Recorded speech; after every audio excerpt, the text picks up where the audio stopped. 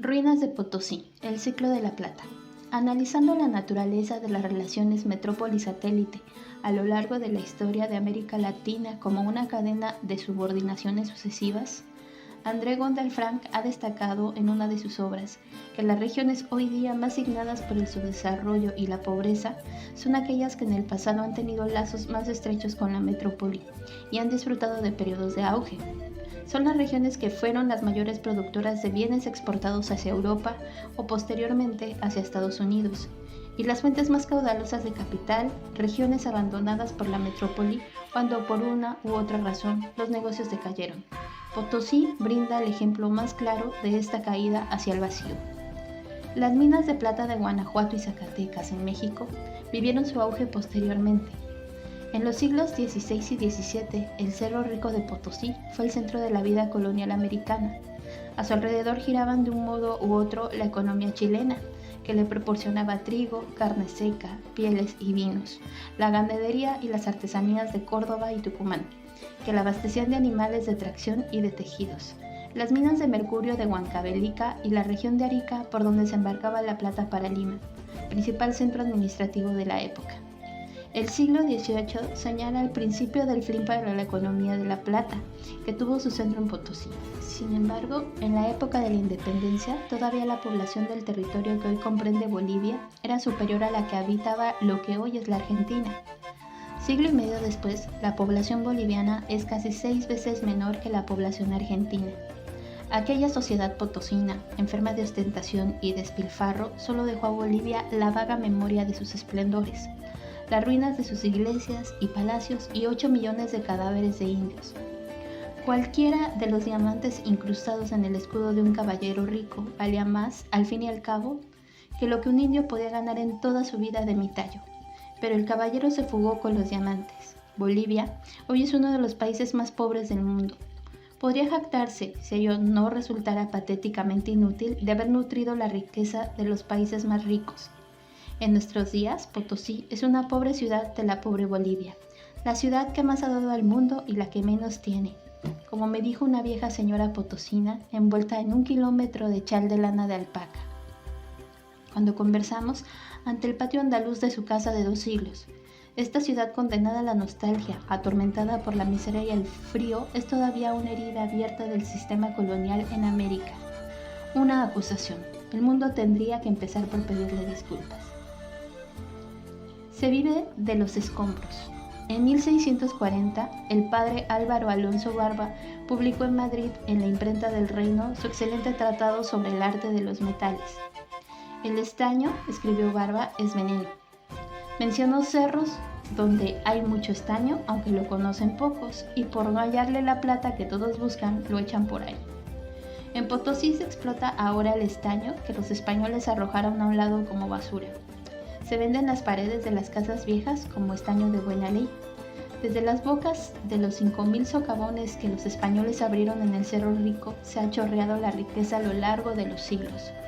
El cerro ha ido cambiando de color a medida que los tiros de dinamita lo han ido vaciando y le han bajado el nivel de la cumbre. Los montones de roca acumulados en torno a los infinitos agujeros tienen todos los colores. Son rosados, lilas, púrpuras, ocres, grises, dorados, pardos. Una colcha de retazos. Los yamperos rompen la roca y las payiris indígenas de mano sabia para pesar y separar picotean como pajaritos los restos minerales en busca de estaño. En los viejos socavones que no están inundados, los mineros entran todavía. La lámpara de carburo en una mano, encogidos los cuerpos para arrancar lo que se pueda. Plata no hay, ni un relumbrón. Los españoles barrían las vetas hasta con escobillas. Los payacos cavan a pico y pala pequeños túneles para extraer veneros de los despojos. El cerro es rico todavía, me decía sin asombro un desocupado que arañaba la tierra con las manos. Dios ha de ser, figúrese el mineral, crece como si fuera planta igual. Frente al Cerro Rico de Potosí se alza el testigo de la devastación. Es un monte llamado Huacachi, que en quechua significa cerro que ha llorado. De sus laderas brotan muchos manantiales de agua pura, los ojos de agua que dan de beber a los mineros. En sus épocas de auge, al promediar el siglo XVII, la ciudad había congregado a muchos pintores y artesanos españoles o criollos o imagineros indígenas que imprimieron su sello al arte colonial americano.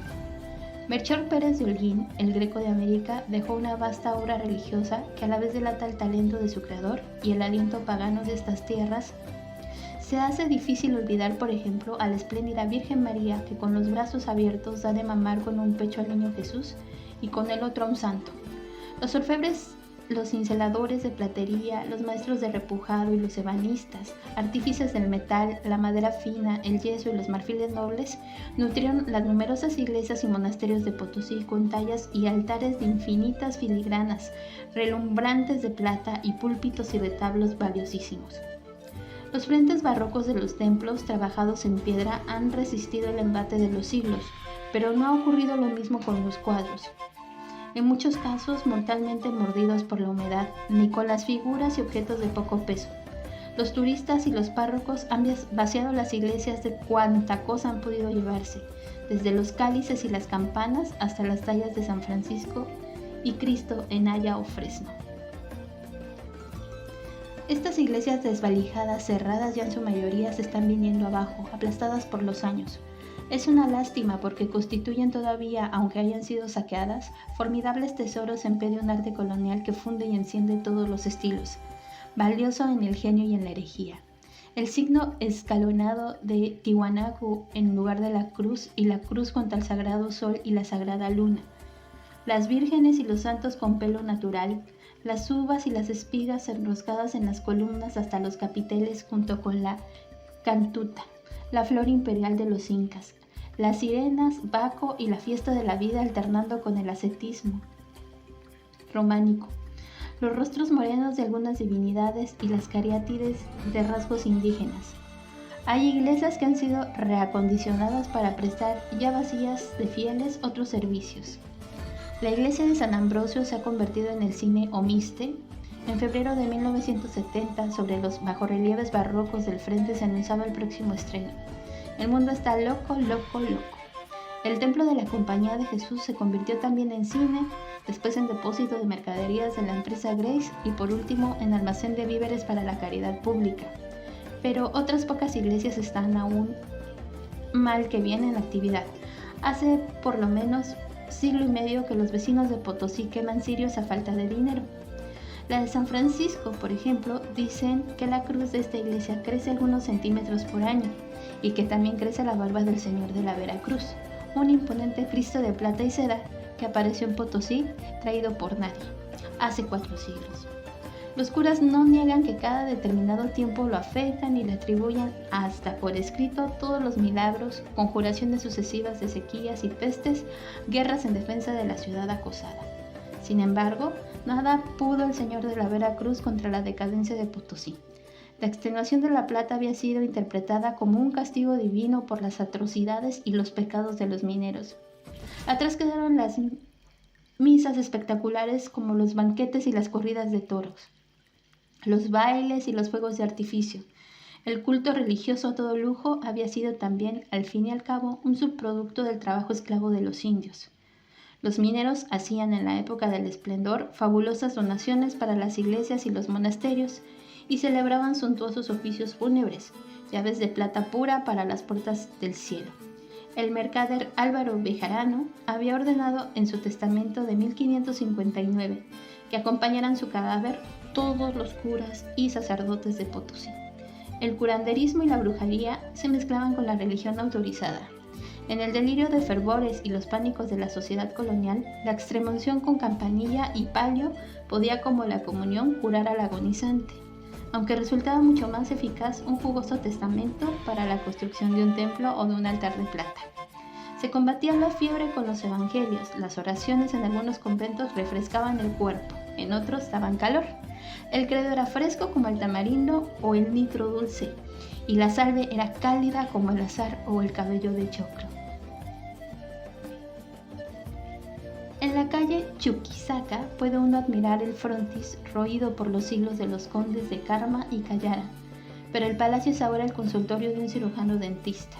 La heráldica del maestre de campo don Antonio López de Quiroga en la calle Lanza adorna ahora una escuelita.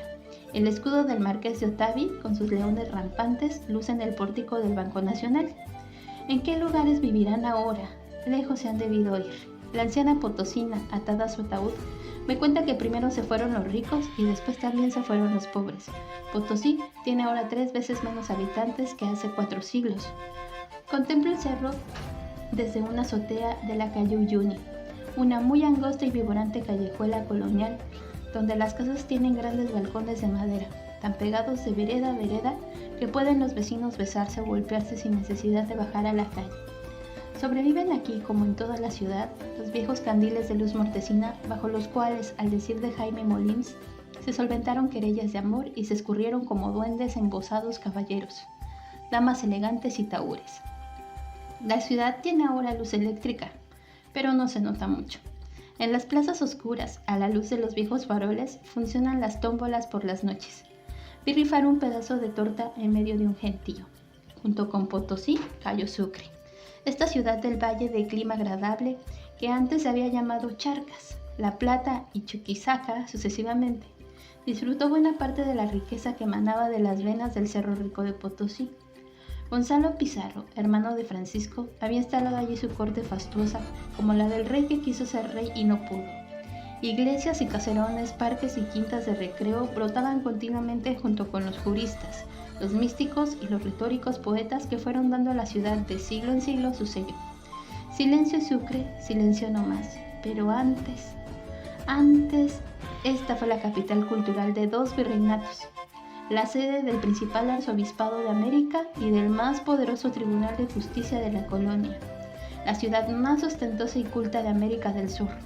Doña Cecilia Contreras de Torres y doña María de las Mercedes Torrealba de Gramajo, señoras de Ubina y Colquechaca, daban banquetes de Camacho, competían en el derroche de las fabulosas rentas que producían sus minas de Potosí. Y cuando las opíparas fiestas concluían, arrojaban por los balcones la vajilla de plata y hasta los enseres de oro para que los recogiesen los transeúntes afortunados. Sucre cuenta todavía con una Torre Eiffel y con sus propios arcos del triunfo, y dice que con las joyas de su virgen se podría pagar toda la gigantesca deuda externa de Bolivia.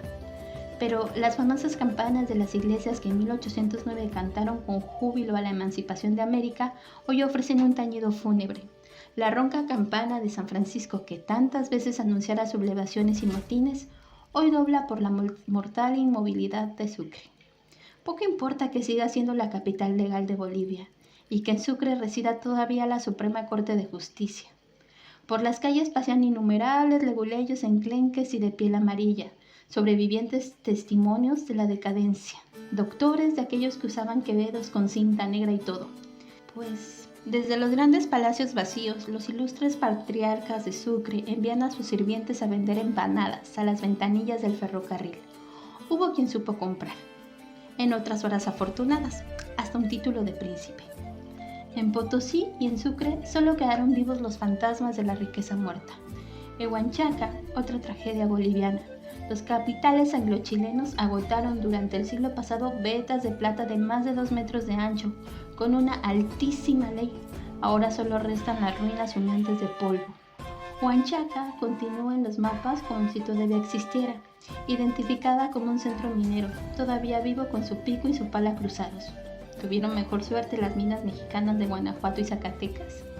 Con base en los datos que proporciona Alexander von Humboldt, se ha estimado en unos 5,000 millones de dólares actuales la magnitud del excedente económico evadido de México entre 1760 y 1809, apenas medio siglo a través de las exportaciones de plata y oro. Por entonces no había minas más importantes en América. El gran sabio alemán comparó la mina de Valenciana en Guanajuato con la Himmelsforst de Sajonia, que era la más rica de Europa. La Valenciana producía 36 veces más plata al filo del siglo y dejaba a sus accionistas ganancias 33 veces más altas. El conde de Santiago de la Laguna vibraba de emoción al describir en 1732 el distrito minero en Zacatecas y los preciosos tesoros que ocultan sus profundos senos, en los cerros, todos honrados con más de 4,000 bocas, para mejor servir con el fruto de sus entrañas a ambas majestades, Dios y el Rey, y para que todos acudan a beber y participar de lo grande, de lo rico, de lo docto, de lo urbano y de lo noble, porque era fuente de sabiduría, policía, armas y nobleza. Además de esta obra, el autor ha consultado Luis Chávez Orozco, Revolución Industrial, Revolución Política, Biblioteca del Obrero y Campesino, Lucio Marmolejo, Efemérides guanajuatenses o datos para formar la historia de la ciudad de Guanajuato, José María Luis Mora, México y sus revoluciones, México 1965 y para los datos de la actualidad, la economía del estado de Zacatecas y la economía del estado de Guanajuato de la serie de investigaciones del Sistema Bancos de Comercio México 1968. El cura Marmolejo describía más tarde la ciudad de Guanajuato, atravesada por los puentes con jardines que tanto se parecían a los de Semiramis en Babilonia y los templos deslumbrantes, el teatro, la plaza de toros, los palenques de gallos y las torres y las cúpulas alzadas contra las verdes laderas de las montañas. Pero este era el país de la desigualdad, y Humboldt pudo describir sobre México. ¿Acaso en ninguna parte de la desigualdad es más espantosa? La arquitectura de los edificios públicos y privados, la finura del ajuar de las mujeres, el aire de la sociedad, todo anuncia un extremo de esmero que se contrapone extraordinariamente a la desnudez, ignorancia y rusticidad del populacho. Los socavones